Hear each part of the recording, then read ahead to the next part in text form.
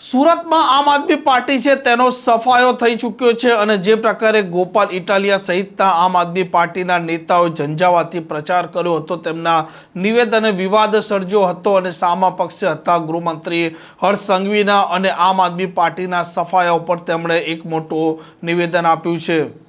વૈષ્ણવજન તો તેને કહીએ જે પીડ પરાઈ જાનાને રે।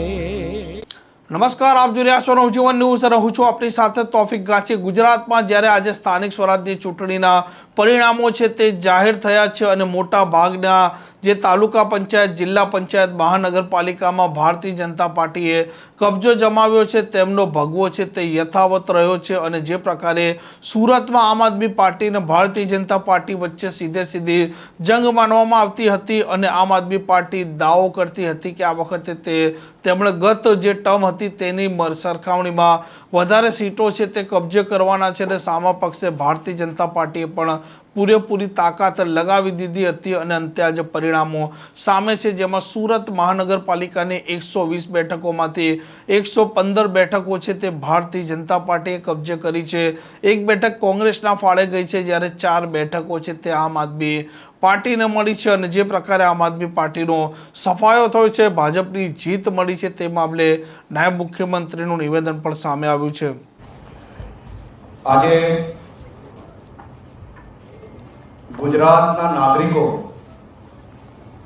ફરી એકવાર ગુજરાતની વિકાસની ગતિને વધુ ઝડપથી આગળ વધારવા માટે આદરણીય પ્રધાનમંત્રી શ્રી નરેન્દ્રભાઈ મોદીજીની વિકાસની રાજનીતિને ભારતીય જનતા પાર્ટીના પ્રદેશ અધ્યક્ષ શ્રી જગદીશભાઈ વિશ્વકર્મા, ગુજરાતના લોકપ્રિય મુખ્યમંત્રી શ્રી ભૂપેન્દ્રભાઈ પટેલના નેતૃત્વમાં ગુજરાતના ગામે ગામથી લઈને દરેક શહેરો સુધી ભારતીય જનતા પાર્ટીનું કમળ ખીલ્યું છે।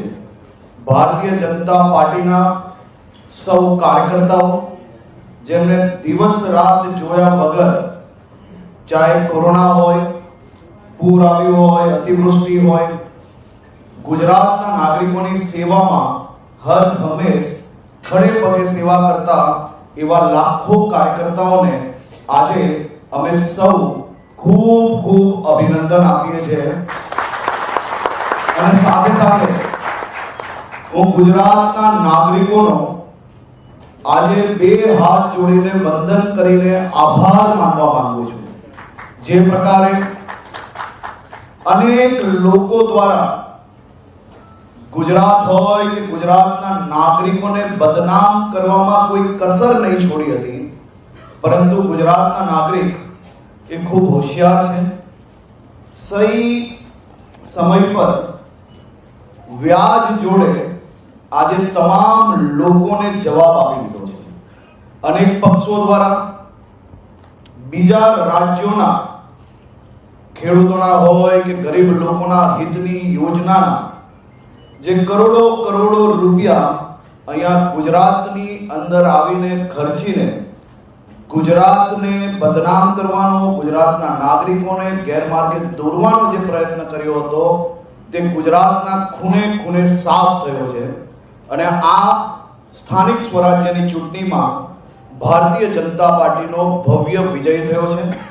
દેશના લોકપ્રિય પ્રધાનમંત્રી આદરણીય શ્રી નરેન્દ્રભાઈ મોદીજી, ગૃહમંત્રી આદરણીય શ્રી અમિતભાઈ શાહ સાહેબ, અમારા રાષ્ટ્રીય અધ્યક્ષ શ્રી નીતિન નવીનજી, મુખ્યમંત્રી શ્રી ભૂપેન્દ્રભાઈ પટેલ, અમારા પ્રદેશ પ્રમુખ શ્રી જગદીશભાઈ વિશ્વકર્મા, એમની આગેવાનીમાં એક ઐતિહાસિક વિજય એ સ્થાનિક સ્વરાજ્યની ચૂંટણીમાં ગુજરાતના નાગરિકોની થઈ છે।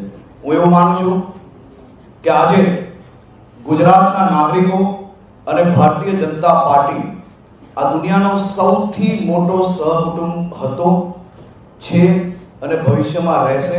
એ આ ચૂંટણીના જનાદેશથી 100% પુરવાર થાય છે। આપણો સૌથી મોટો સહકુટુંબ આવનારા દિવસોમાં હજી વધુ ઝડપથી ગામે ગામ સુધી વિકાસની ઝડપ હજી વધારવા માટે આદરણીય મુખ્યમંત્રી શ્રીના માર્ગદર્શનમાં ગુજરાત સરકાર એ હંમેશા કામ કરતી રહેશે। ફરી એકવાર રાજ્યના સૌ નાગરિકોનો બે હાથ જોડીને વંદન કરું છું, સૌનો આભાર માનું છું કે આપનો સહકુટુંબ એ વધારે મજબૂત થયો છે. આ વર્ષે વધુ સીટો જોડે ભારતીય જનતા પાર્ટી અને ગુજરાતની જનતાનો વિજય થયો છે. ગુજરાતના ખૂણે ખૂણે કમળ ખીલ્યો છે. આવનારા દિવસોમાં બી વધુ ઝડપથી આ કામગીરીને આગળ વધારવામાં આવશે. બધી જ મહાનગરપાલિકાઓ, મોટા ભાગની બધી જ નગરપાલિકાઓ, મોટા ભાગની બધી જ તાલુકા પંચાયતો, જિલ્લા પંચાયતની વાત કરીએ તો કસમ ખાવા માટે ખાલી એક રહી ગઈ છે. બાકી બધું જ લોકોએ ભારતીય જનતા પાર્ટીને આપી છે. પ્રમુખશ્રીને, મુખ્યમંત્રીશ્રીને ખૂબ ખૂબ અભિનંદન આપું છું. લાખો કાર્યકર્તાઓ વતી ખૂબ ખૂબ આભાર. આ પ્રકારના સમાચાર માટે નવજીવન ન્યૂઝની આ ચેનલ સાથે જોડાયેલા રહો. નમસ્કાર.